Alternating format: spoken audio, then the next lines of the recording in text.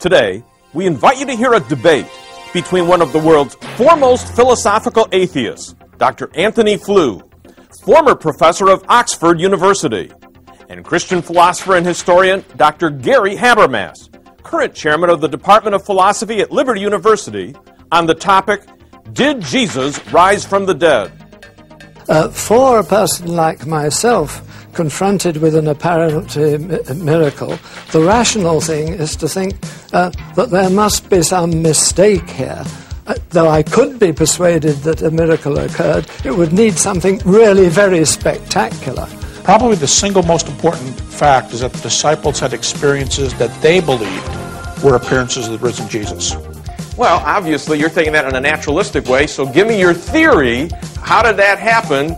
I mean, something happened, is what everybody's saying. Oh, yeah. I take it that these were related visions, and there was nothing there that anybody else could have seen. I think Tony's getting himself in a lot of hot water. Number one, he's got an empty tomb with no cause ventured for the tomb. No. Secondly, he's got hallucinations for the disciples that don't work for the half dozen reasons I gave earlier. Groups don't see hallucinations. They weren't in the right frame of mind. You have different times, places, people, gender, doing different things. The empty tomb, it doesn't transform lives. James, Paul, all. What I want to raise is what it was that Paul actually saw. What he thought he saw was the risen Christ. But what was there to be seen?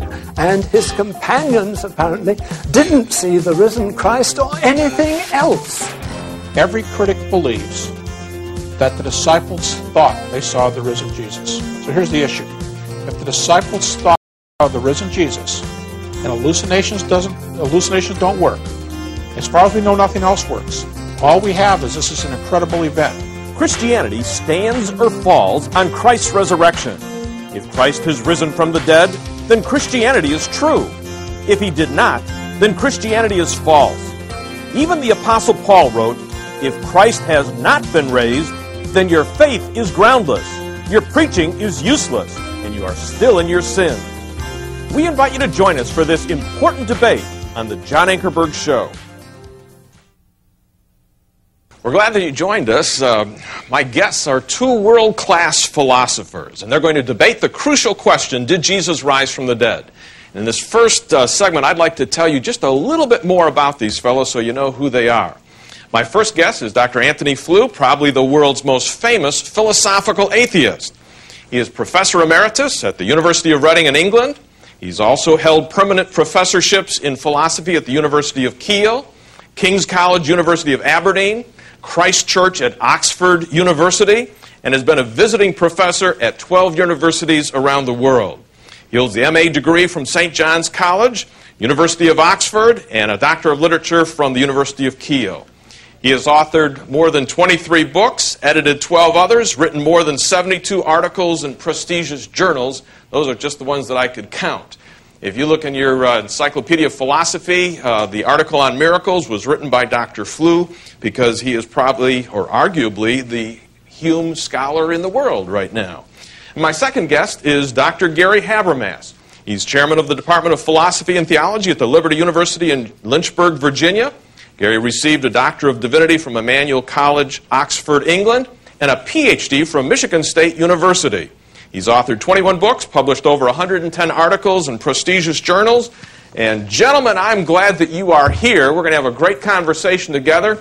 And Dr. Habermas, I think the people that are watching right now, we're talking about, did Jesus rise from the dead? They're saying, come on. I mean, you're saying there's evidence, there's facts in history. When you see magazines like Newsweek and Time that come out every 6-8 months, it seems, here's another one on visions of Jesus. You've got all kinds of stuff in these magazines, but they keep on saying there's very little evidence. Now, you come along and you write this little book called The Historical Jesus, and all of a sudden, you talk about the fact that when you were at Michigan State working on your PhD, you were a skeptic yourself, and the fact is the facts brought you to a belief in Jesus. And you have said there are at least 12 historical facts that are virtually by all critical scholars today. I'd like you to let us know what the case is. Start us off tonight. Well, John, just to name some of those highlights, virtually everybody today thinks that Jesus died due to crucifixion. I mean, John Crossan and others from the Jesus Seminar say that's the most widely known fact in the ancient world. Mm-hmm. He was buried. He, of course, this event inspired some despair in the disciples. Now, the fact that the tomb was empty is admitted by most scholars, but not as widely admitted as the rest in this list. Probably the single most important fact is that the disciples had experiences that they believed were appearances of the risen Jesus. They were transformed as a result. The resurrection was a central message. They preached in Jerusalem. The church was born. We have some individuals like James and Paul, two former skeptics, one a family skeptic, one an outsider who persecuted Christians. And they also came to Christ by experiences that they believed were appearances of the risen Jesus. And by the way, there's a lot of other scholars today in the historical Jesus movement, way far to the left of me, who also start with lists of facts just like this as sort of a common ground from which we can deal with our data. Mm-hmm. Now, Tony, what do you think about Habermas's facts there? Well, I don't dispute those facts, but I want to say yes, but.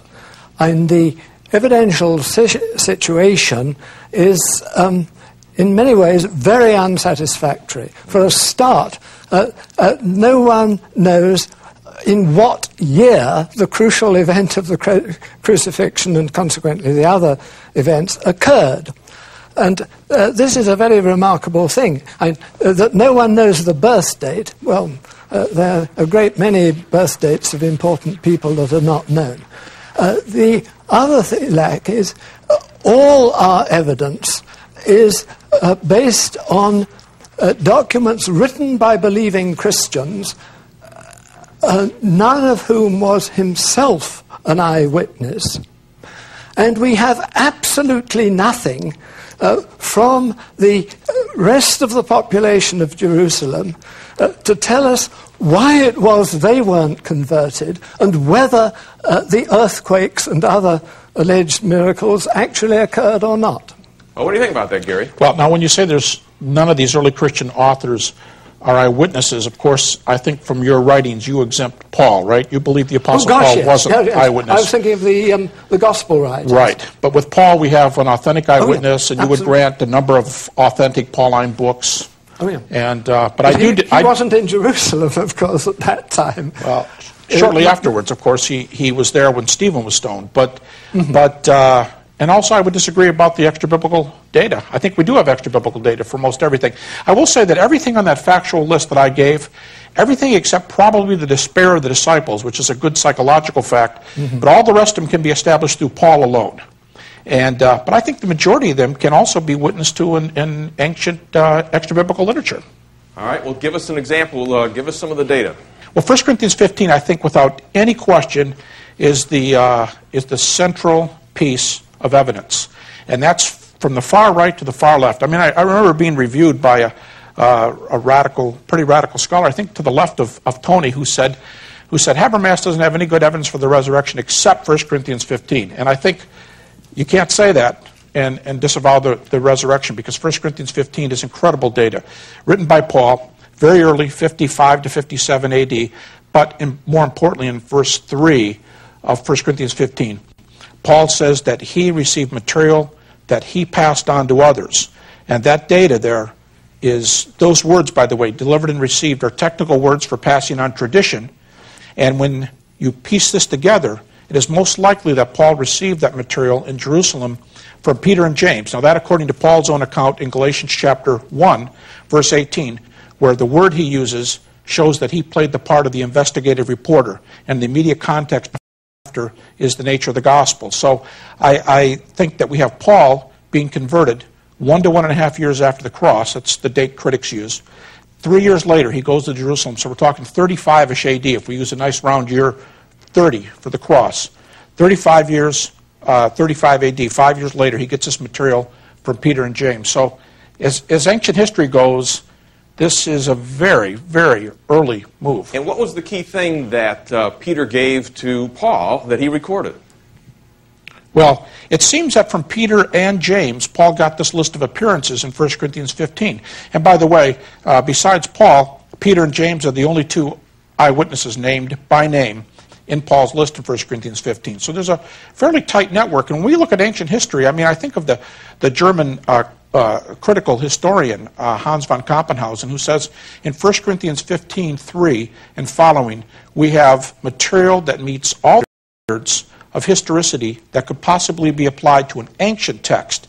And he's fairly far over on the left. So, I mean, I'm sure Tony doesn't believe what Paul's saying, but I'm saying that we have this from a very early time, and I think that's very, very important. Tony, what do you think about this being eyewitness stuff then from Paul? I have not the slightest doubt. He is reporting something that happened to him with certain companions. But what he was reporting was that he was in contact, or he thought he was seeing the resurrected Christ and so on. But his companions didn't see anything at all, did they? No, There's a doubt as to whether they heard a voice. Well, first of all, I'm saying the companions with Paul, this idea that they didn't see the same thing he saw, that's only in the book of Acts. We don't get that from Paul. So I'm saying if you're going to admit Acts there, that gives me a wealth of other material to use from the book of Acts too. But my other point, I would disagree with you that I think Paul thinks Jesus appeared to him physically.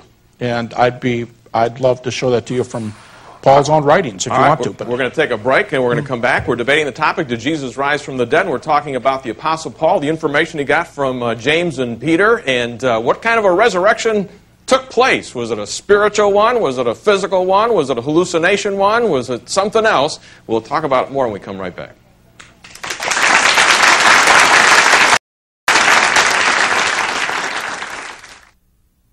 All right, we're back, and we're talking with two wonderful guests, Dr. Anthony Flew, considered by many to be the world's foremost philosophical atheist, and Dr. Gary Habermas, a renowned Christian philosopher and historian, considered by many to be the foremost expert on the evidence for the Jesus resurrection. Now, why is it important to have this core of 12 facts that virtually all critical scholars, this is not evangelicals here, we're talking virtually all critical scholars out there, drive this in. First of all, why do they accept this data? Well, I think they accept it because it comes on good grounds. Today, Paul is widely accepted, as Tony has said. Virtually everything in the list can be established by Paul alone, and everybody thinks something can be gathered from the Gospels and Acts here and there. So I think it comes on good evidence. Now, why these 12? This is just something that I came up with in Historical Jesus. Others might have a list that's longer or shorter. And if people question these, Gary, from what I understand in your book, is all of these 12, there's a ton of evidence that supports all of these from history. And we can get into that as well. We could look at any one of them. Now, Tony, you would agree that these 12 facts are accepted by the scholars? Yeah. All right. Now, the question is, we've got these facts. Now, what conclusion do we draw from them? Tony, what do you draw from this? From this alone, leaving out Paul, nothing of any great interest. No. All right. So the fact is, one of those, if I remember correctly, and I'll just roll to it, the disciples had experiences which they believed were literal appearances of the risen Jesus. Yeah. Well, obviously, you're taking that in a naturalistic way, so give me your theory. How did that happen? I mean, something happened, is what everybody's saying. Oh, yeah. My best suggestion is that these were grief-related visions. Apparently, these are fairly common. People who've lost a wife or close relative and are feeling distressed about it suddenly have the feeling, I think, seem to see the familiar person around the house and so on. Yeah. I take it that these were grief-related visions, and there was nothing there that anybody else could have seen. You just wrote a review for Jack Kent's book on the psychological origins of the resurrection myth, right? Yeah. And that's, I think, they're out or coming out in Free Inquiry magazine and a couple others. In essence, he was saying that there's two reasons that he attributes for the experiences that these disciples had. Grief hallucination for the disciples. Right. And conversion psychosis for Paul. You want to go with that? I think, well, I don't know about conversion psychosis, but clearly it was the sort of thing that William James in Varieties of Religious Experience would be writing about. what happens in the cases of these rather spectacular religious conversions. Most people's conversions to or from a religion are much more slow-moving and so on. But there are a lot of these cases, many of which are found in that great work of William James. Let me clarify why this is so important. 15 years ago, you two fellas had a wonderful debate.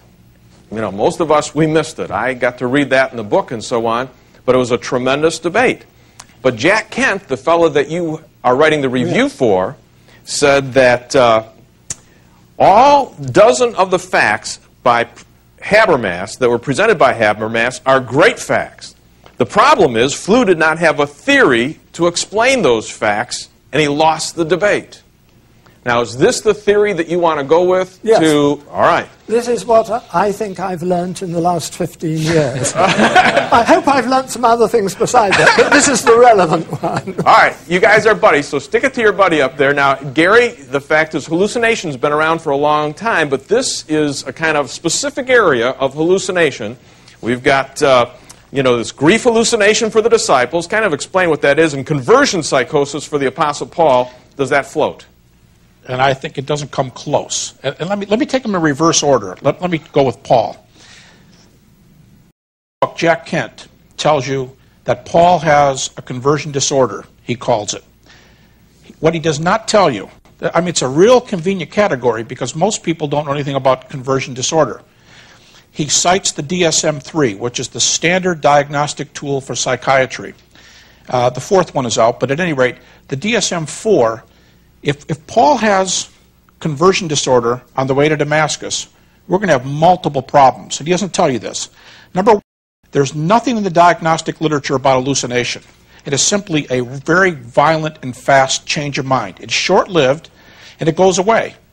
So conversion disorder will not do it, even for a critic. You have to have conversion disorder, and this is even from Kemp's book. Plus, you have to have an auditory hallucination of hearing. You have to have a visual hallucination of sight. And lastly, Paul has to be caught by a great psychosis, which is often called the Messiah complex, because then Paul goes out and says, God spoke to me, and he told me to tell you. So 4 things have to happen simultaneously. A conversion disorder, 2 different kinds of hallucination, and a Messiah complex have to hit him at one time, and then basically drift away, and we never see this again. And let me also tell you that in a standard reference work by Kaplan and 2 other psychiatrists, conversion disorder, watch the facts here and see if this sounds like Paul to you. Up to 5 to 1, it happens to women. It happens mostly to adolescents. It happens mostly to people of low economic status. It happens to people with a low IQ and to military persons in battle. That's the 5 most common circumstances. Not a single one applies to Paul. So when you say you've got these 5 problems, but plus he needs the disorder, 2 hallucinations, Messiah complex, and let's just add here, there is not a speck of evidence in Paul that he ever wanted to convert from Judaism to Christianity. I think you've got a horrible problem. Roll on to grief hallucination. What about that one? Well, okay, grief hallucinations, according to Jack Kent, apply to the disciples and James. And by the way, he would like you to think that this is in the literature. There's no such thing as grief hallucination in the DSM-4. Nothing. Now, Tony's right. People do see hallucinations, but what's the MO? A person who sees a grief hallucination is alone. Usually, let's picture an elderly lady who's lost her husband. She's alone in her room at night. And as a lady I remember from a church I pastored, she used to say, "Where's Daddy, where's Daddy?" And she walked around the house, and that's all she said. She's a candidate, perhaps, for a grief hallucination. But you've got problems with groups of people seeing Jesus. Right there in 1 Corinthians 15, you've got 3 groups of people. You've got the fact that they had despair. Hallucinations don't come out of despair. So hallucinations, when you believe something so strongly, you make the image. Even with Paul alone, you've got too many different people, persons, places. You've got women, men, indoors, outdoors, walking, sitting, standing. We can go on. You've got an empty tomb. By the way, I've got a friend who's done some research on hallucination. They do not cause, as a general rule, they do not cause any kind of transformation. People who have these get talked out of them. Somebody says, "No, come on, you're not seeing your husband," and they'll say, "Oh, yeah, you're right." What do you think, talk Tony? Right out of them. Well, about the particular psychological transformation, I'm not going to try and be an expert on this. It seems to me that there was plenty of reason for Paul to be upset. After all, he had been involved in persecuting Christians, and sometimes people have changes of mind in this sort of thing. Yeah, but how would we get Paul wanting to convert so much that he's on the way to Damascus to imprison or kill Christians, and without any evidence from his writings, he wants to change. He doesn't fit any of those people groups. Mm-hmm. But my big problem is that he has to have 4 problems at the same time: conversion disorder, auditory hallucination, visual hallucination, and a Messiah complex, because he says, God spoke to me and I have a message for everybody in the world. That's 4. That's pretty complicated theory to have 4 things happen. But my point was, conversion disorder, these other things don't come from conversion disorder in the DSM. So you've got to have 4 simultaneous problems at the same time. I just think that's highly improbable that would all happen to a man without cause from his own writings. Yeah.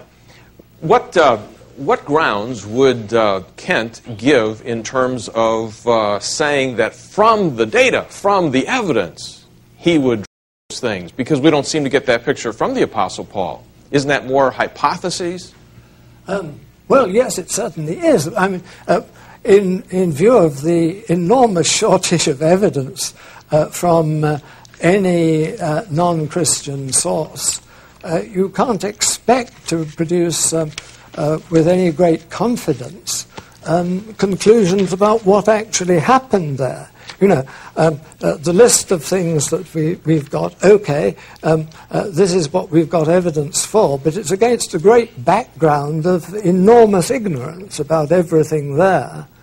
I think the most one can reasonably hope to do is to suggest some way of interpreting the evidence that we have got without postulating a physical body being actually seen and being visible to anyone who happened to be there and photographable if cameras had been invented All right. 1,000 years earlier. We're going to pick that up, but Gary, summarize where we've been, at least for this program.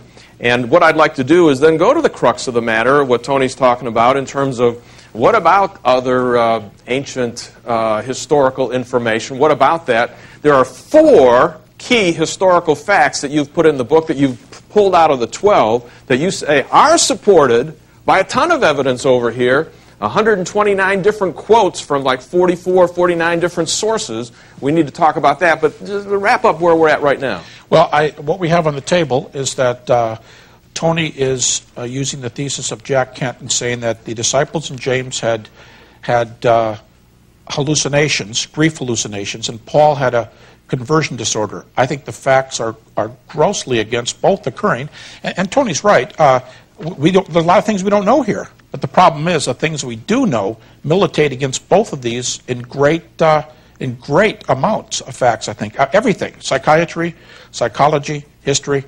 But you're right. I think the 4 key facts that I assume we'll come back to, I think we're getting close now to the resurrection, because out of that list of 12, we have some data that point to the fact that it was Jesus that they saw. All right. Now, stay with us, because in our next segment, we're going to talk about 4 key historical facts that are supported by ancient sources, and I think you won't want to miss that.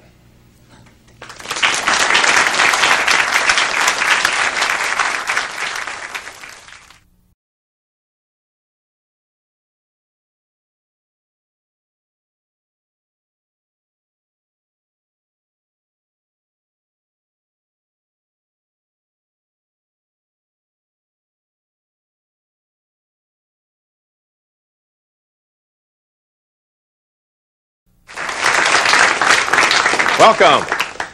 We're discussing the topic, did Jesus rise from the dead? And we're talking with 2 wonderful guests. Dr. Anthony Flew, considered by many to be the world's foremost contemporary philosophical atheist. And Dr. Gary Habermas, a renowned Christian philosopher and historian, considered by many to be the foremost expert on the evidence for Jesus' resurrection. And guys, I just appreciate you being here. We want to jump right to the crux of the matter. Do we have historical evidence to prove that Jesus actually lived? Did he die on a cross? What about the disciples? Did they have experiences which they believed were literal appearances of the risen Jesus? You've got 4, Dr. Habermas, that you have said out of the 12 that you presented in our last segment that all contemporary or all critical scholars would basically agree with these facts. There's a ton of evidence. We need some of that evidence, but first of all, what are the facts? Well, what I did, John, from this list of 12 facts surrounding the, from, let's say, Friday in the life of Jesus traditionally, I've taken 4. Now, it's an arbitrary number because, to my knowledge, nobody would give you as few as 4. I mean, Rudolf Bultmann probably gives you 20 from this last week, half a week in Jesus' life. But what I've done is I think there are 4 facts out of the 12 that do 3 things. First of all, I think that these, couple other of the 12 facts, but these in particular, you can refute the major naturalistic theories using nothing but the data surrounding these facts. Secondly, you've got the best evidences for the resurrection here. And third, you're doing all of it with a very small kernel of historical data. So you're not requiring the Gospels or this or that. This all comes from Paul. Okay, what are they? What are the facts? Well, the first one is that Jesus died due to the rigors of crucifixion. Secondly, that the disciples had experiences that they believed were appearances of the risen Jesus. Thirdly, their lives were changed. They were transformed. They undeniably believed that Jesus saw them and they turned the world upside down. And fourthly, a man named Paul, as we've discussed, a skeptic, a critic who killed Christians and imprisoned them, came to Christ by an experience that he believed. All right, now Tony next to you would be saying that, hey, if you're not a Christian, some of those facts, or Tony, you tell them. Would you agree with all those facts? Yes, I think I would. Okay. But these literal appearances, I'm very much a sympathizer of the Thomas, who appears very late, really, in the Gospel story, with doubts as to whether there is an actual physical body there. And as far as I can see, there's nothing said to say that he actually did put his hands in and find it. He's told he ought to do, and then it's reported that then Jesus is reported as saying that he had seen, rather than that he had actually felt the body. Gary, what do you think? Well, he tells Thomas to touch him. Tony's right.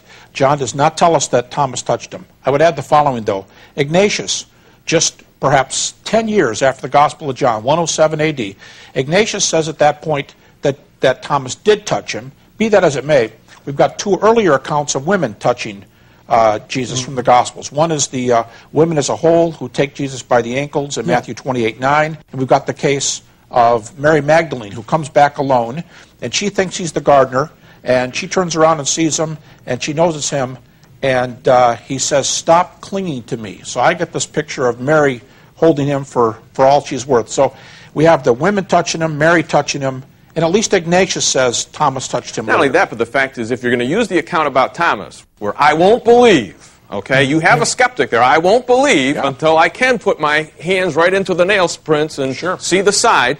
Okay, whatever happened, you have his testimony after he said that, "My Lord, my God." So something happened. What do you think? Well, it is curious that Jesus is reported as saying not, so now you've touched, you believe, and so on. But it was saying that he'd seen. It's a very peculiar thing to my mind. It's not the way that I would have written a report if I'd been there and seen someone actually touching after the... What about the women?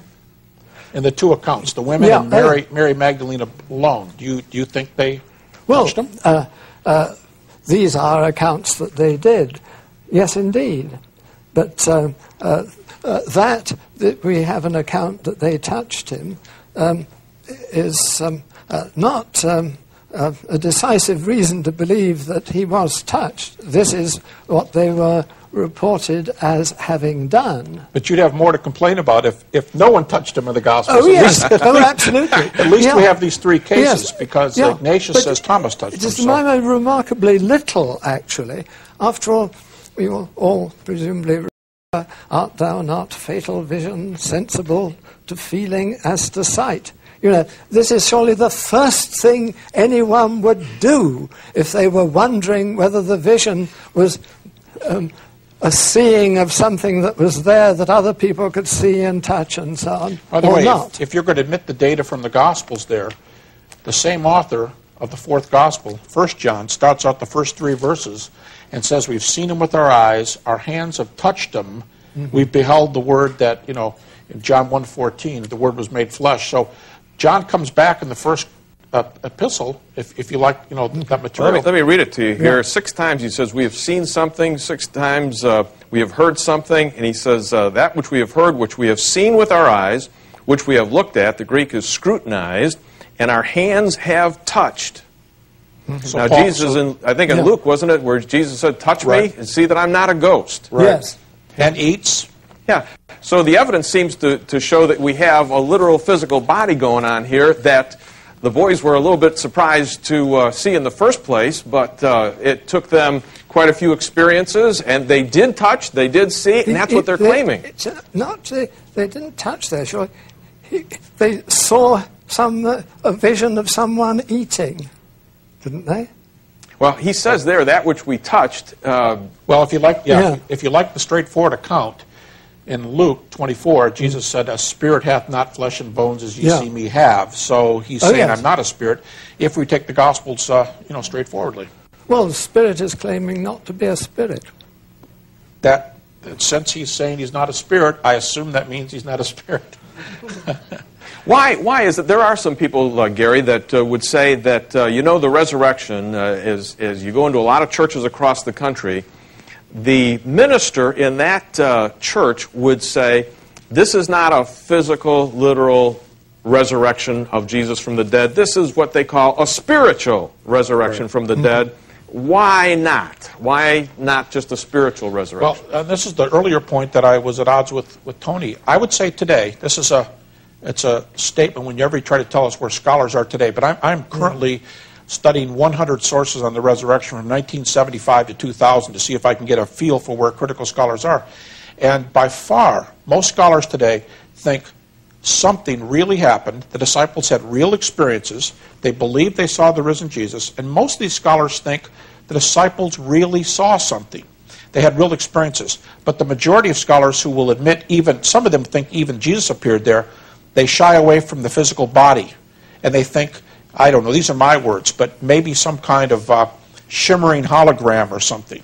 So that's probably the typical approach today from skeptics that are somewhere in between the two of us. Another word that people would usually say is, hey, Paul uses the word spiritual in 1 Corinthians 15. Right. Does he mean spiritual in the sense of some ethereal kind of wispy kind of see-through thing, or is this a literal physical body? What do the words Now, mean there? This is crucial for us because we believe that, now we've been playing around here with the Gospels a little bit, but we would both say Paul is by far the best evidence. Right. He's the only eyewitness, and that's what everybody says today. So what Paul thinks about the resurrection body is crucial. Now, just to note there in 1 Corinthians 15, there's obviously a Greek word for spirit, pneuma. Paul doesn't choose that word. He says spiritual body. So I assume there's some change going on, but the idea is there's a physical body there. Now, to show my earlier comment, I would not think that Paul is saying Jesus appeared as a spirit. And if you want me to give that to you briefly, in a Pauline book accepted by all critics, Philippians, by the way, critics almost always accept Romans, 1st, 2nd Corinthians, Galatians, and Philippians.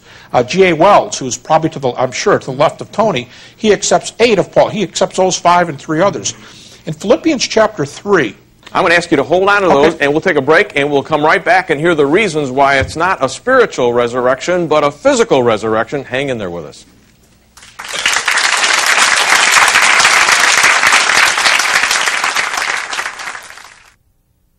All right, we're back. Thanks for joining us. We're with Dr. Gary Habermas and Dr. Anthony Flew. We're debating the question, did Jesus rise from the dead? And we're on this thing of What kind of resurrection happened? If you do say that Jesus came forth from the dead, what kind of body was there? Was it a spiritual body? What does that mean? Is it a physical body? What happened? Well, and I was saying, I think this is crucial to talk about Paul here because everybody admits the Pauline data. Critic after critic says there's no eyewitness data except Paul. And so it's important to know what Paul thinks he saw on the way to Damascus. Now, I had said before that in 1 Corinthians 15, he could have chosen the word pneuma. He doesn't. He does say spiritual. He's got an adjective there, but he says soma, body. Philippians chapter 3, it's a short chapter, 21 verses, but Paul says three things in one chapter that indicates that he's talking about a physical resurrection. In the opening verses, he says, I was a Hebrew of the Hebrews, and as touching the law, he said, I was a Pharisee. Now, it's very well known that the Pharisees believed in a bodily resurrection. In fact, according to Acts chapter 23, as Paul was being taken captive by the Romans to prevent him getting killed, he shouted out to the group of people and he said, why are you taking me? Because I believe in the resurrection of the dead. He means a literal resurrection. And the Pharisees there said, there's nothing wrong with this guy, but the Sadducees don't like it. So as a Pharisee, he's agreeing with the Pharisees. So first evidence from Philippians 3, as a Pharisee, he believes in a physical resurrection. Secondly, in verse 11, he says that I may attain the resurrection of the dead. Now, the normal Greek word for resurrection is anastasis. But in this passage, Philippians 3:11, he puts a prefix on there, ek anastasis. Ek anastasis, according to all Greek scholars that I know of, they translate this passage as the out-resurrection from among the dead. Paul says that I want to attain the out-resurrection. Now, to a Jew, out-resurrection means what goes down is what comes up. You come out from the death. And then just a few verses later, Philippians 3:20 and 21, he says, we look from heaven for Jesus, who will change our vile soma, body, to be like unto his glorious soma, or body, when he should have said pneuma, according to this other view. So he's a Pharisee, physical resurrection, ek anastasis, resurrection from out among the dead ones. And 3, he says he will change my body to be like his body. So right there in Philippians 3 alone, I think this picture of Paul, of Jesus being some wispy spirit that appeared to him in Damascus, doesn't fit Paul's own data. Tony, you are just the most lovable person, and you're an empiricist. I mean, you got to follow the evidence. What do you do with this evidence? Well, I find the idea of a spiritual body very peculiar, in that, after all, when you say something is spiritual, it's rather like saying it's immaterial. You're not, well, if you say it's immaterial, you're not telling us of any characteristic at all that you know of that it has. It seems to me that an immaterial substance is really nothing at all, and a spiritual body seems to me not to be a body at all. All right, let me ask you a question. If I say the Bible is a spiritual book, does it mean that it's not a material thing? No. Well, could it be a spiritual body and still be a physical body? Well, it might be the body of someone you would say was a spiritual person. Here? Yeah, he's direct. He's exactly right. It's an ontological comment, not a behavioral comment. However, I think the issue here is Tony is looking at the phrase spiritual body with 20th century or analytic eyes, and I think Paul has to describe what he means by spiritual body. And he's already said from Philippians 3, I'm a Pharisee, so I believe the resurrection of the body. 2, ekanastasis, out from among the dead ones. And 3, he calls it, he will change my vile body to be like his. Now there it's glorious body. It's not spiritual body in Philippians 3, 20, 21. It's glorious body. So now you've got body plus something else, I suppose some kind of glory, but not than a body. So maybe the problem is we're looking at this word spiritual with our 20th century eyes. But I guess here's the issue. If Paul is clear in Philippians 3 that this is not some wispy spirit, then we can't have the problem of saying, but this is non-physical, because he's telling us what he means by it. I take Philippians 3 to be a bit of a commentary on 1 Corinthians 15. Gary, apply this. In other words, so far we've got an intellectual discussion here on the evidence, but I'm going to throw in the personal note, Tony, if you don't mind. Let's hear what Gary has to say. 95, your wife, Debbie, that every one of your students that I've seen letters and heard about said that you guys had a love affair that was made in heaven. And yet she came down, 40-some years of age, with what? Stomach cancer.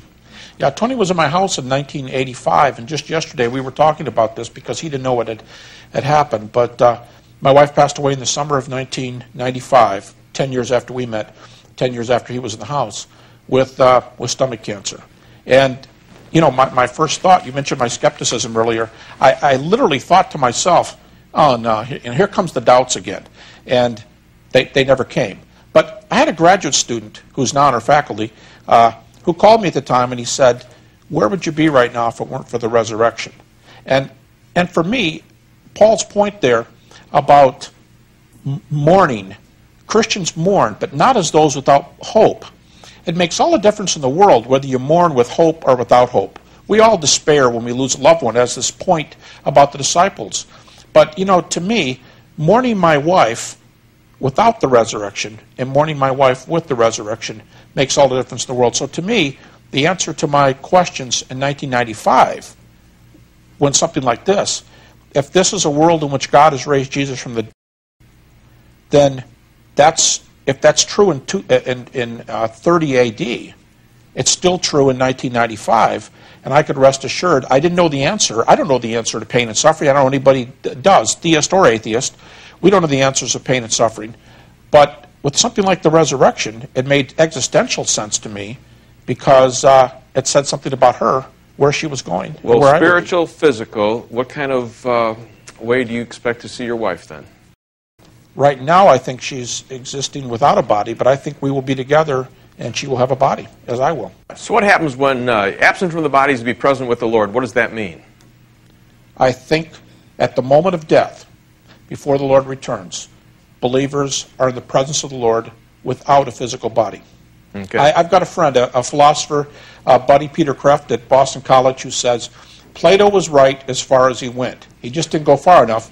Plato believed in disembodied state. What Plato did not believe in was a re-embodied state. And I think Orthodox Jews and Christians share that same hope. All right, Tony, come on back. In terms of the information, we're still debating the question, did Jesus rise from the dead? If the disciples saw something, what do you think? With the evidence that they gave, were they lying? Oh, good heavens, no, because lying involves intention. So they didn't intend to lie. Well, to lie, you intend to say something which is false. Do you think the guys didn't intend to, but gave different information than what they really meant? Well, Tony's mentioned a very key point here. What I indicated earlier was the key list for me on that list of 12, is that the disciples had experiences which they believed, not lied, but they believed they'd seen the risen Jesus. The crux of this discussion, I think the closest we will get to an answer, is the question, what did they see? The disciples claimed it was something visual. Now, Tony's view, hallucinations in two different kinds, also claim something visual, but something visual for which there is no external referent.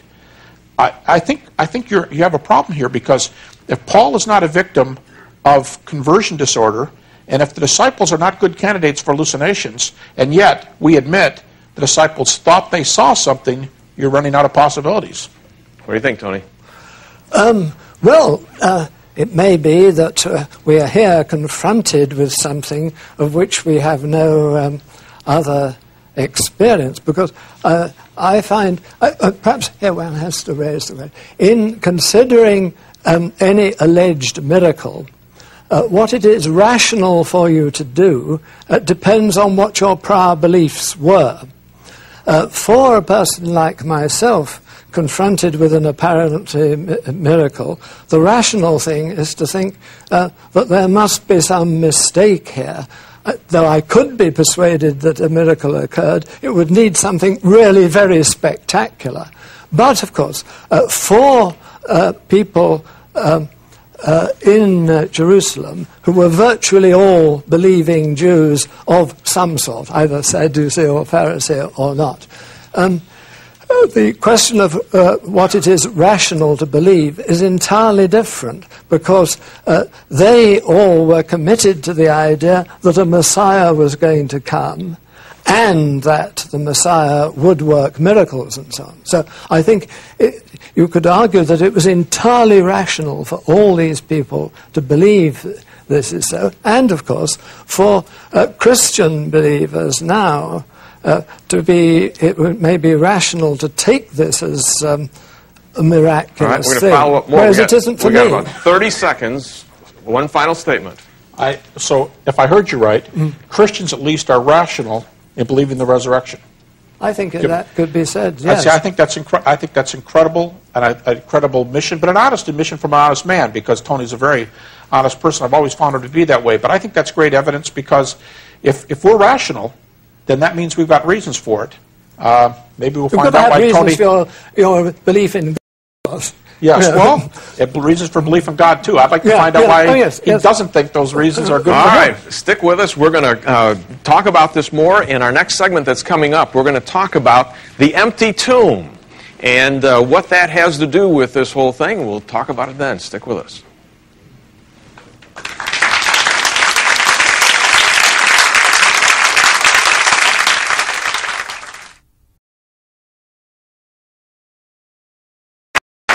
Welcome. We have two guests today that are very special, that are debating the topic, did Jesus rise from the dead? They are Dr. Anthony Flew, considered by many to be the world's foremost philosophical atheist, a man who has authored more than 23 books, including Hume's Philosophy of Belief, God in Philosophy, Introduction to Western Philosophy, The Presumption of Atheism, and other philosophical essays on God, freedom, and immortality. My second guest is Dr. Gary Habermas, a renowned Christian philosopher and historian who's considered to be, by many, the foremost expert on the evidence, the historical evidence for Jesus' resurrection. Gary has authored 21 books, including The Historical Jesus, Ancient Evidence for the Life of Christ, In Defense of Miracles, and Why Believe God Exists.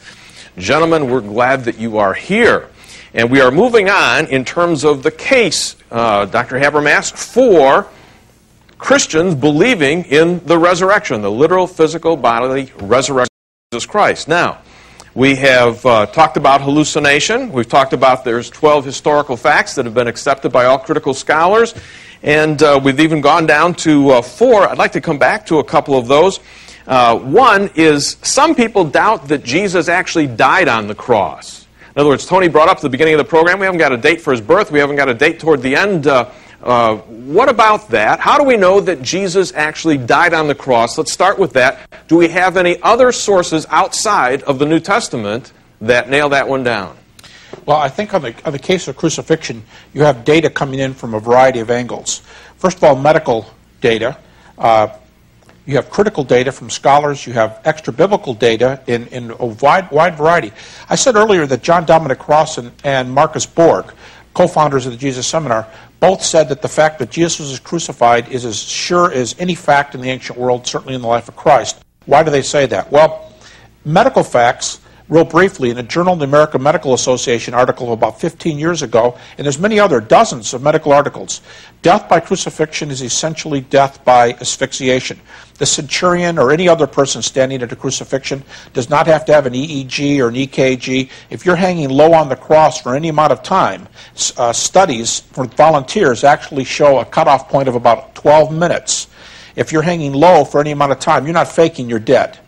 And you've got the problem of the spear in the side, which is in the Gospel of John, but which is confirmed from two other sources outside the Bible, one Roman, one Christian, that they did these things, that they offered a coup de grace. You've got David Strauss's critique, a famous critique, who said that if Jesus got off the cross and he was alive, you have a horrible problem, because if he shows himself to the disciples, you've got the problem that he's living, but he's not raised. And if they didn't believe he's raised, there's no Christianity. Now, that's some of the medicine. I told you about Borg and Cross, and why do they think that? Well, there's a lot of reasons, and I think they take the Gospels very seriously here, but the extra-biblical data that you asked for, of the 17 extra-biblical, non-Christian sources within about 100, 150 years of the life of Jesus, 12 of them, roughly two-thirds, mention the cross and all kinds of details. And also, Paul's our #1 scholar here. Give me a couple of them. Give me a couple of the outside sources. Outside sources. Tacitus mentions the fact that Jesus died on the cross. He said Pontius Pilate was the Judean procurator. He said that Tiberius was the governor. You have Lucian, the famous satirist, who called him a crucified sophist. You've got Marabar Serapion, who tells his son to emulate Jesus, who gave his life, and so on. Josephus, and a passage that, although it's disputed, virtually everybody believes the portion about the cross there, that he died, and Josephus also mentions Tiberius Caesar. So this is all right there. You've got some Gnostic sources that mention these things. You've got Thallus and Phlegon, two scholars that mention that the darkness surrounded the world when Jesus was crucified. So there's a bunch of them. And you've got Paul, that we both consider the best source here. Paul mentions the crucifixion of Jesus on several occasions and says that's his major preaching point. Okay, the Quran says that Jesus didn't die on the cross. What would you say to those folks? Well, first of all, the Quran has two passages, one that implies he did die, one that implies he did not die, but I'd say it's beside the point. The Quran is written in the 7th century. That's 6.5 centuries after the cross. By historical standards, I find it hard to believe that the Quran has much to contribute to an event that happened 6.5 centuries earlier. What do you think, Tony? Well, that's very... the Prophet's knowledge of anything very much, but certainly knowledge of, say, the Old Testament, insofar as it existed in that form, is sketchy, it mildly. And you accept the fact that he died on the cross. Oh, gosh, yes. In 1985, 15 years ago, we had a Q&A from the crowd, and one of the students said they must have taken the wrong impression, but they said, so you believe Jesus didn't die on the cross? And I distinctly remember him calling the swoon theory rubbish. Yeah. Now, John Dominic Crossan, although he would admit that Christ died on the cross, says he was probably laid over in some trash heap and torn apart by the... He doesn't believe this tomb idea. Now, the tomb in which Jesus was buried, talk about that. What's the evidence? Yeah, the burial. Well, okay. First of all, let's get him buried. Was he buried in a tomb? What's the evidence for that? Well, the interesting thing about Crossan is very few of his colleagues agree with him here. There's not a bit of evidence, not a bit, that says that Jesus was buried in an unknown plot and chewed up. And there's a lot of data to think that he was... Let's put it this way. The data I'll get to in a second on the empty tomb all argues that he was buried in a separate plot. But there's not any data. And you know, it's usually the Christians. We're often thought of as Christians being put back on their heels saying, where's the data, where's the data? But I wonder where Dr. Crossan says he was buried in a common grave and chewed up by dogs. I think it's real easy. You say, give me one source. All right, Tony, are we still on board on this one so far? Well, I should have thought that this sort of detail is something which we're entirely dependent on the gospel evidence, aren't we? This sort of point. Are we? I disagree. All right, why? No, I disagree. Talk to your buddy there. Yeah, we'll talk to my buddy. Yeah, all right. Two examples. Acts 13, not the book of Acts, but in Acts there are a lot of creedal passages, small creeds. And in Acts 13, we are told that he was laid in a tomb and God raised him. So we have an empty tomb. Back to our buddy Paul, 1 Corinthians 15, Paul uses a long sentence with what's called a triple hoti clause. In the Hebrew, it reads like, the Hebrew thinking, but in the Greek, it reads like this. Paul says, he died for our sins according to the Scriptures. He was buried, and that he was buried, and that he was raised, and that he appeared. So if you've got a person who's dead, buried, raised, and appears, it's very hard to imagine that sequence without what going down is what's coming up. So I think Paul's very clear that what went down is what comes up. You've got this and, triple hoti clause. He died. He was buried. He was raised. He appeared. And you've got Philippians 3:11 again, ekanastasis, coming out from among the dead. How you can have that combination to be a Pharisee and believe that something comes down is not coming up, I think we do have Paul on the empty tomb. Yeah, and that goes back, if he wrote it 55, he preached it in 51, and he got it from Peter in 35. Peter had to get it from someplace, and he said all the boys were preaching the same thing. Sure. And you got that early text in Acts 13. But this is Paul on the empty tomb. I think we've got a number of other reasons for believing in the empty tomb also. Why do you think that the evidence shows, okay, he was put into the tomb, why do you think that the tomb was empty on the third day or a few days after Christ died? Let's go the opposite direction. Why do I think it was empty? Yeah. In other words, what's the evidence that shows that it was empty? Oh, I thought you were going to say, why was it empty? I was going to say, because he's raised. Okay, evidence for the empty tomb. Well, the one hint I just gave is that we do have some early accounts, a creedal passage in Acts 13 and 1 Corinthians 15 on Paul's sequence, but a couple other things. The Jews admitted the empty tomb. And we have three sources, not just Matthew, but we have Justin Martyr and Tertullian. All three tell us that the Jews admitted the tomb was empty. The fact that Jesus died in the same city that the disciples did their earliest preaching, everybody realizes that early Christian preaching happened in Jerusalem. I don't know if there's anybody who disagrees with that. And yet, there's a problem. The city where he died is the city where they began preaching a few days later. If that tomb is full, don't you think somebody would say, fellas, we got a little problem here, this little matter of a body. So, bad place to be preaching. They should have been preaching in Galilee or Rome, but not Jerusalem. So you got the city of Jerusalem as an evidence, you've got early attestation, you've got the Jews admitting it, and you know there's a critical historical principle. What your enemies admit is usually true. It's called the principle of enemy attestation. And I could throw some others in there too. If Rudolf Bultmann is right, and the New Testament, if the Gospels are Monday morning quarterbacking, reading ideas of 80-ish AD back into the Gospels, you don't pick women as your witnesses. And I don't want to offend people in the crowd here, but in the first century, a woman could not testify in a court of law. Jewish writings said women are liars. And the interesting thing is, Luke 24:11, when the women come back from the tomb and tell the disciples, Luke 24:11, they thought they were spreading gossip. They thought they were spreading tales. So if I'm writing this story and retrojecting it back from 80-ish AD to 30 AD, I don't pick women as my prime witnesses. So there's another big problem. Those are just some of the evidences for the tomb. You've got the women, you've got early attestation by Paul, you've got the Jews admitting it, and Jerusalem is the city. That's a big no-no. You don't preach in the city where the body's in the tomb. There's four that I'd love Tony to respond to. All right, we're going to take a break, and Tony, when we come back, we'll let you respond. Stick with us.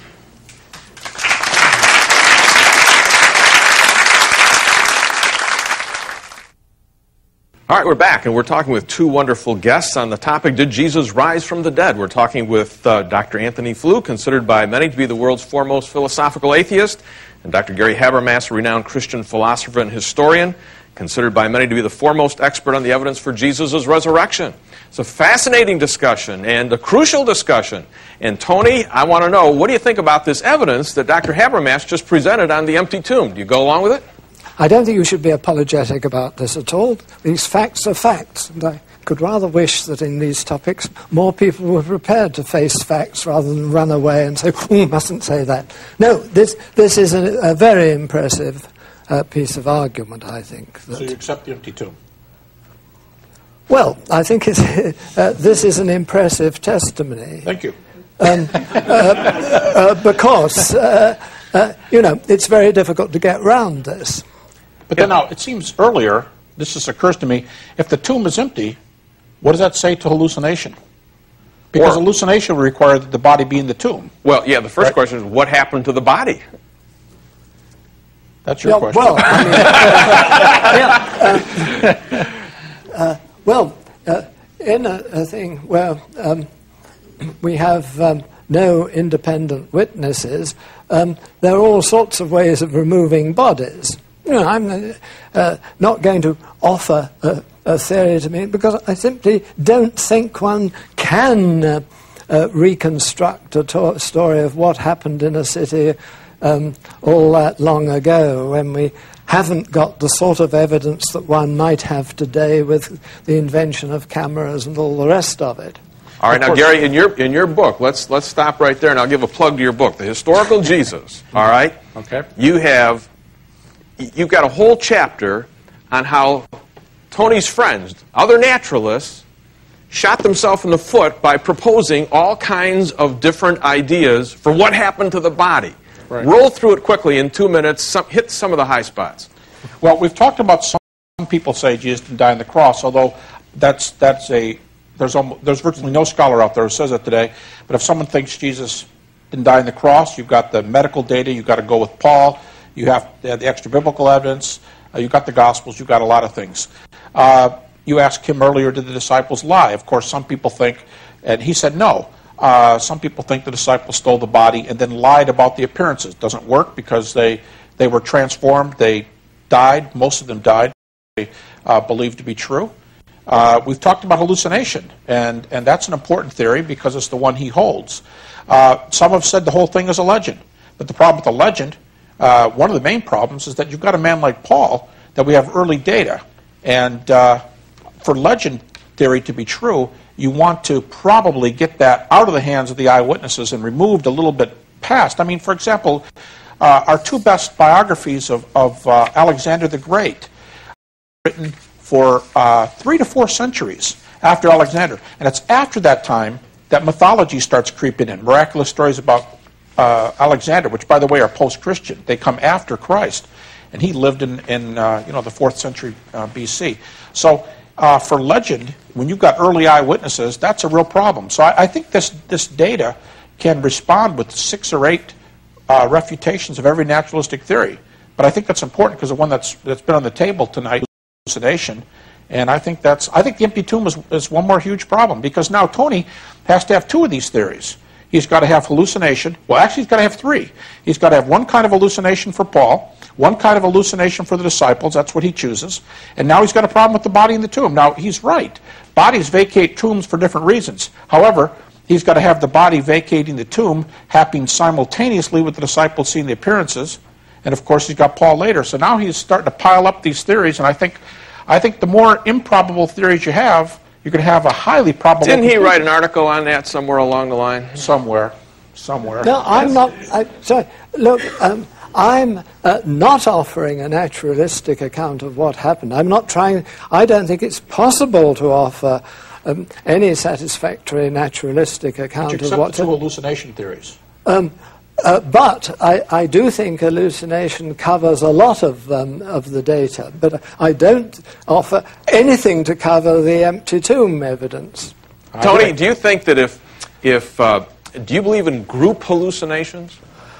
I don't see it's necessary to rule this out, but I think it's important to make a distinction that doesn't seem to have been made in the Gospels between a group of people seeing something severally and them seeing it together. Statements that these things were afterwards seen by the 12. This is not a categorical statement that they were all together when they had the experience. What do you think, Gary? I think Tony's getting himself in a lot of hot water. Number one, he's got an empty tomb with no cause ventured for the tomb. No. Secondly, he's got hallucinations for the disciples that don't work for the half dozen reasons I gave earlier. Groups don't see hallucinations. They weren't in the right frame of mind. You have different times, places, people, gender, doing different things. The empty tomb, it doesn't transform lives. James, Paul, all reasons. Hallucinations are pretty rare. I tell you the conditions under which they occur. Bodily deprivation, or when someone's taking drugs, and these aren't the conditions of the disciples. So he says, no group hallucinations, but 10 or 20 people are having their own hallucinations without medical warrant. But he's going to have everybody having them. I think I just think it's a real issue. All these things I've got to do if I was going to offer what I don't believe is possible for anyone to offer, a full naturalistic account of what was going on there. But you're doing a good job, because he's got single hallucinations to everybody, a hallucination to Paul. Another thing that I've noted in the last 15 years is that there are 1 or 2 very spectacular cases of mass hallucinations. The supposed miracle of Fatima, Medjugorje? Not many people were involved. How many were Yugoslavia. Involved? Yes, how many were involved? Tens of thousands. But the only problem with these, and with Fatima, where people come with the so-called apparitions of Mary, is it's exactly the opposite of what the disciples are seeing. Because people go to Lourdes or to Fatima or to Medjugorje, you've got 10,000 people watching the children watch Mary. The only problem is the 10,000 people in the crowd don't see anything except they see signs in the heavens, but they don't see Mary. Of course, they don't see Jesus. No, but the hallucination, the the ongoings in the heavens, weren't they? That's an illusion, though, not an hallucination. If you're going to report that the sun is moving, remember Kant's differentiation between an illusion and hallucination? Well, an illusion is when you see something and think it's something else. An hallucination is when there's no objective referent. And so the people standing there in Medjugorje, they say they see signs in the heavens, but after all, there are stars, there are trees, there are mountains, there are sun. I mean, what they say is the sun was moving and the stars were moving, but it really is a sun and stars.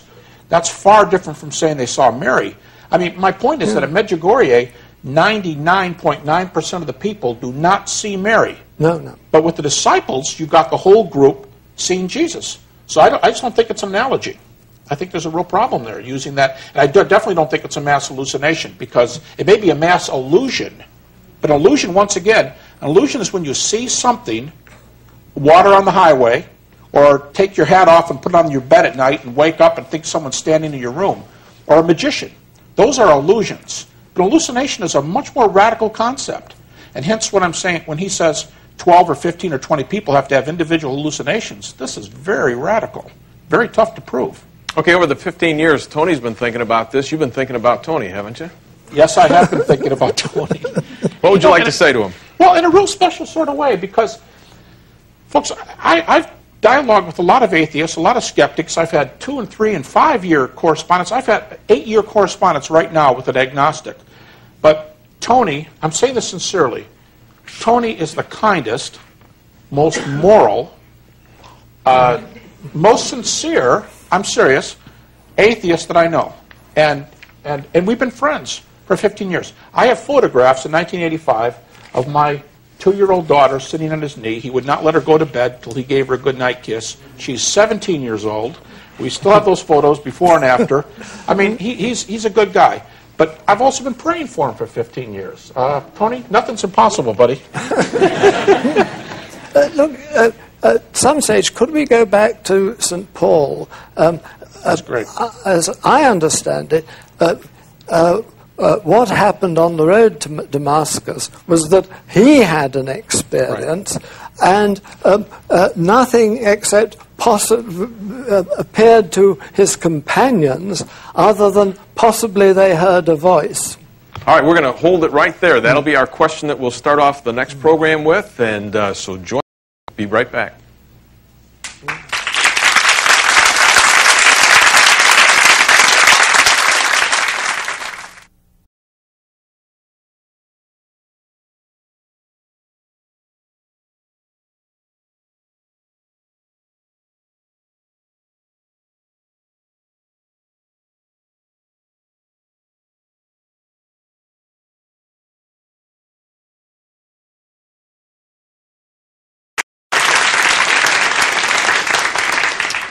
Welcome. We're talking about the question, did Jesus rise from the dead? A very crucial question. And we've got 2 world-class philosophers with us. They are Dr. Anthony Flew, considered to be by many to be the world's foremost contemporary philosophical atheist. A man who has authored more than 23 books, including Hume's Philosophy of Belief, God and Philosophy, Introduction to Western Philosophy, The Presumption of Atheism, and other philosophical essays on God, freedom, and immortality. And my second guest is Dr. Gary Habermas, a renowned Christian philosopher and historian who is considered by many to be the foremost expert on the evidence for Jesus' resurrection. And Gary has authored 21 books, including The Historical Jesus, Ancient Evidence for the Life of Christ, In Defense of Miracles, and Why Believe God Exists. Gentlemen, we are so glad that you are here.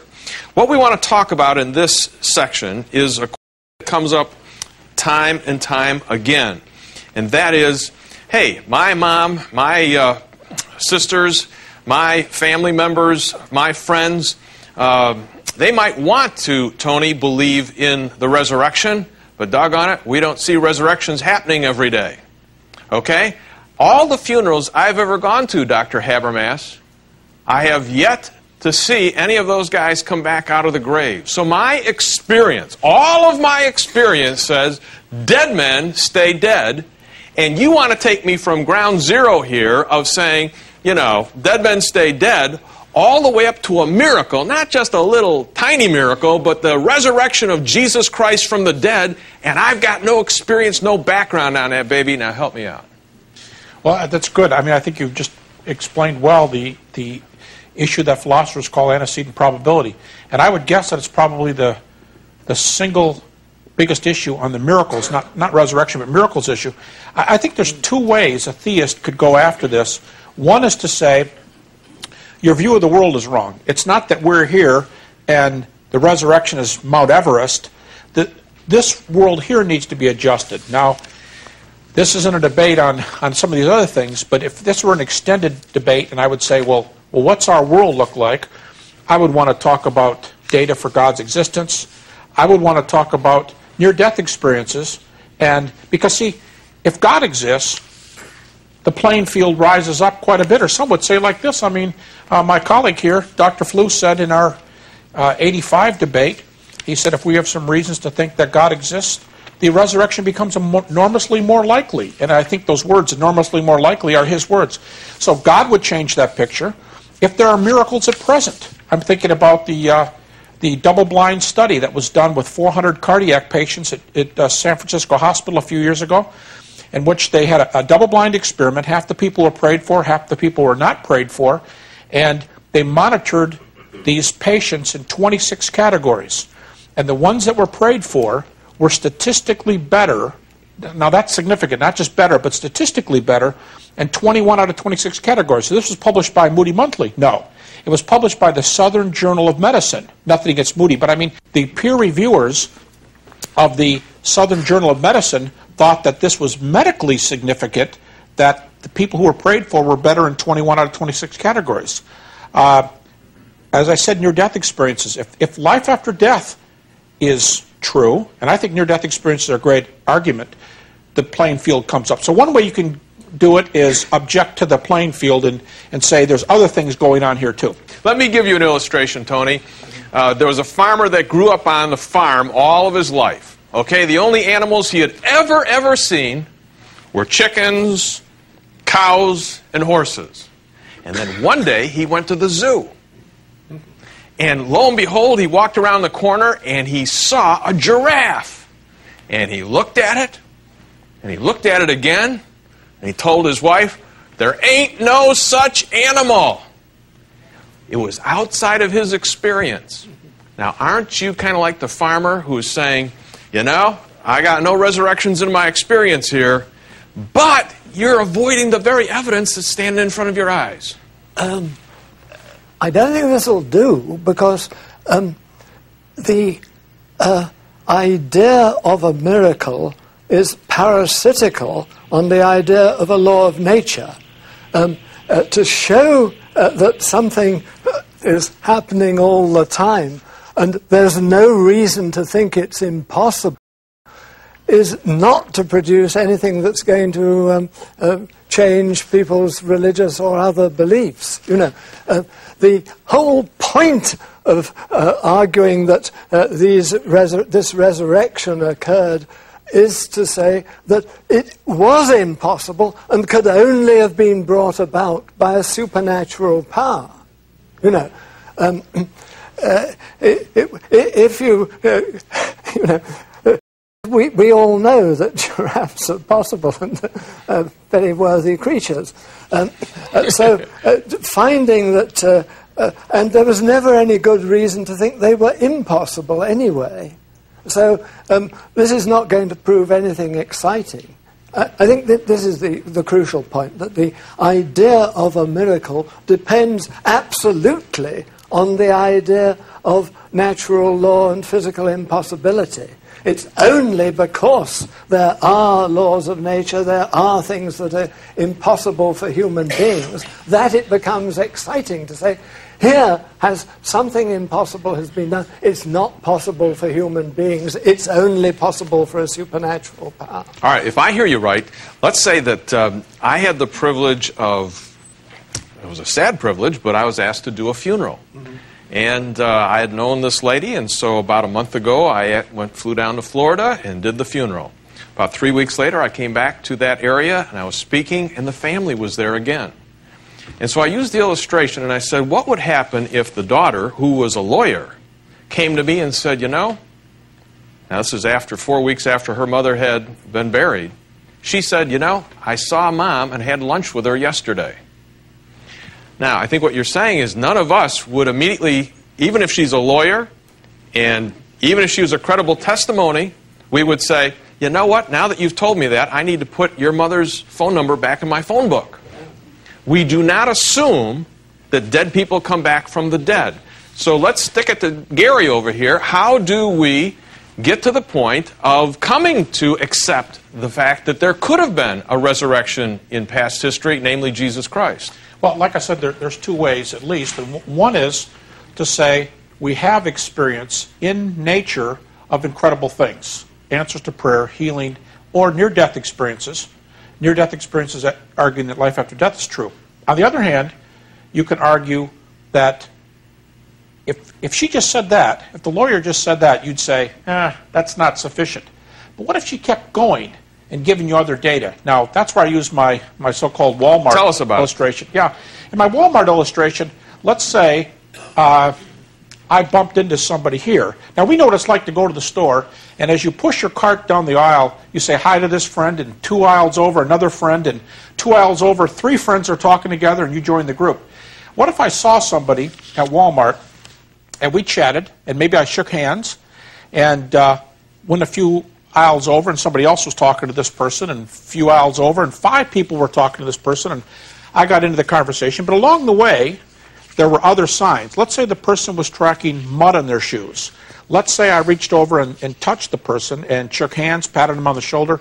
Let's say I paused for a photograph. Now, what if, this is what's missing, what if that person, what if we saw that person last time at their own funeral 3 days or a week earlier? I'd say to myself, that's not the person we buried. I mean, I've seen the medical examiner's report. I know this person's dead. Okay, what are my options? It's a twin brother. And whatever, these are called naturalistic theories. But let's say the person says, no, you know I was injured in a serious car accident. Well, here's the scar. It's not a twin brother. It's me.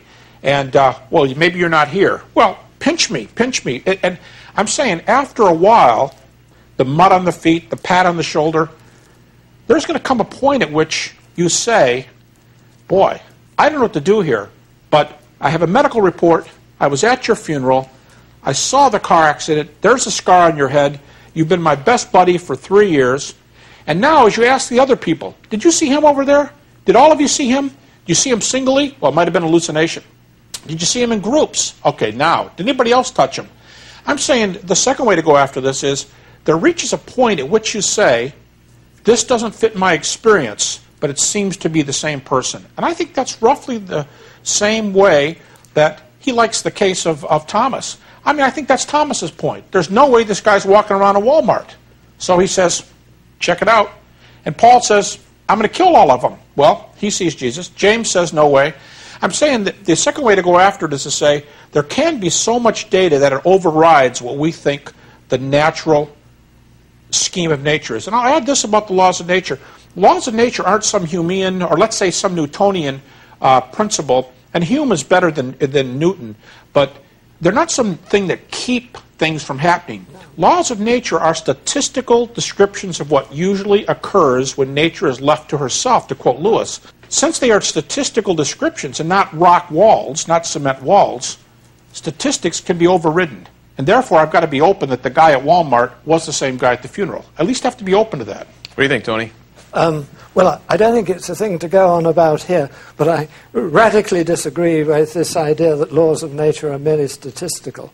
I want to go back to the point that a miracle is an overriding of a law of nature, well, or if you like, of doing something that is known to be practically impossible for human beings. And I think there can be evidence for this, but it depends on your having justified prior beliefs not merely about the existence of a supernatural power, but a fair amount of supplementary belief about the nature of and the intentions of that supernatural power.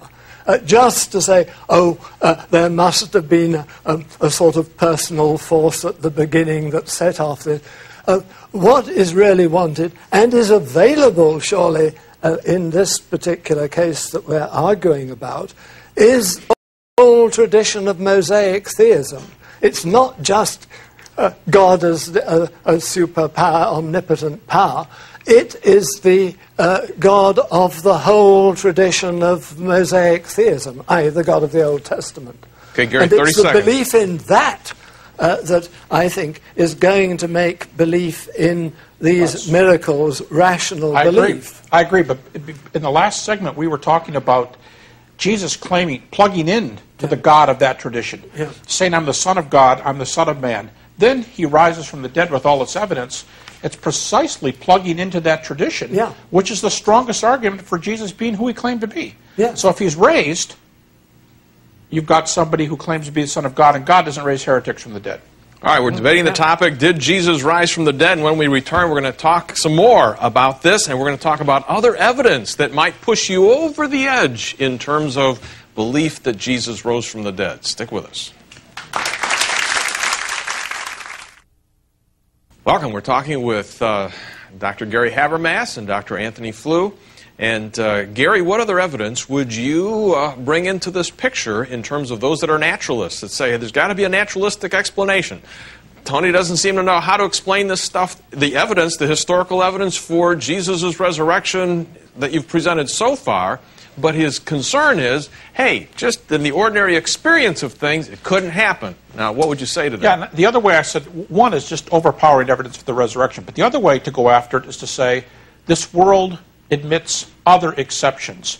Now, near-death experiences, to give you an example, would not be a miracle. However, if near-death experiences evidence an afterlife, Jesus' resurrection would still be unique, but if people are living after death, now that makes you take a whole new look at the resurrection. So my interest in near-death experiences is not the tens of thousands, if Gallup is right, almost 8 million Americans that have had near-death experiences.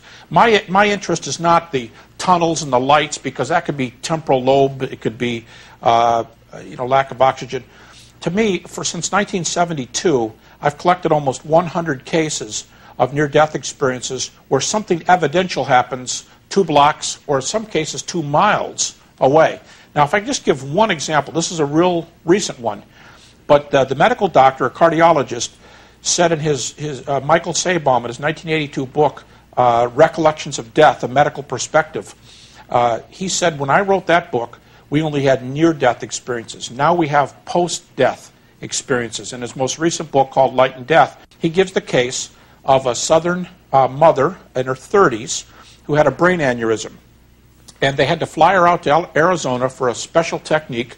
And I'm given to believe, it seems like only one doctor in the world does this, but it took 30 doctors and technicians in the room. And what happens is he opened up her skull, and if the aneurysm is right there, you repair it. But if it goes down deep, they put into effect what they call Operation Standstill. And this is crazy because they basically killed their patient. Now, this lady went out to Arizona. He cut open her skull, went down and found this thing is way too deep. So they had to kill her. And what they did was cool her body temperature down to 9 degrees, get all the blood out of her head. They stopped her heart. They stopped her brain. These were stopped for hours. And he's doing his work, and to make a long story short, if you're interested in the end result, he got the vessel, he repaired it, and she is doing fine today. Okay. But what the interesting thing is, when in her testimony, when she heard the saw turn on, she said she was out of her body, and as it were, over his shoulder at the top of her head. Now she's getting near to this point where they're going to kill her, and she gives 6 points of corroboration. And one of the things she says is, she said, I had this idea of a drill looking like a pizza cutter or something, but she said it looked like a pen with a little tiny, where'd you get that? And she said, you had a socket wrench next to you. And the medical doctor said, what do you mean socket wrench? And he's wanting her to give evidence. He said, there's this a box that sat open with all these interchangeable parts. He said, draw me a picture of the drill. She drew it. Draw me a picture of the socket set. She drew it. And then she tells things that went on in the room. They couldn't find her artery. They had to go to the other side. She identified which doctor made the decision, which doctor couldn't find the artery. It's in her medical report. But during the experience, and then they kill her. I mean, she's dead for 3 hours, and she has all these points of memory. And I want to give others, but in one other case, real briefly, a girl who was drowned. She was underwater for 19 minutes. She reported what her parents were doing at home that night, what her mom did for dinner, where her dad was sitting, a G.I. Joe that her brother played with, a doll that her sister played with. She talked about a popular song that came on the television, in the radio, and she gave this, she was no brain activity, comatose. She came to 3 days later, looked up and told the doctor, you're the one that resuscitated me, told him this big long story, and he checked the data from just 3 days earlier. Now, I think these are some hard cases, and there's dozens of others like them. Now, if this is true, and there's life after death, this isn't Jesus, but if there's life after death, it allows us to understand a model for what we call resurrection. Tony? This is supposed to show life after death, is it? Well, I think, not extenuated life, not heaven, hell, but what I would argue is minimalistic life after death. By minimalistic life after death, I mean minutes, sometimes hours, minutes, after cessation of heart or brain waves. Now, to me, if a person's recording something, if it's in my medical report that I flatlined at 3:02, and I had no brain wave at 3:15, and I report something that happened a few minutes after that, or an hour later, and I can tell you what went on, say a police report, and it's after the event. No, I don't think life after death in the traditional view of heaven and hell, but in the sense of having data for minutes after death. And I would think life after hours of death would be tough for a naturalist. Tony, does that open up the door in terms of the possibility of more than naturalism?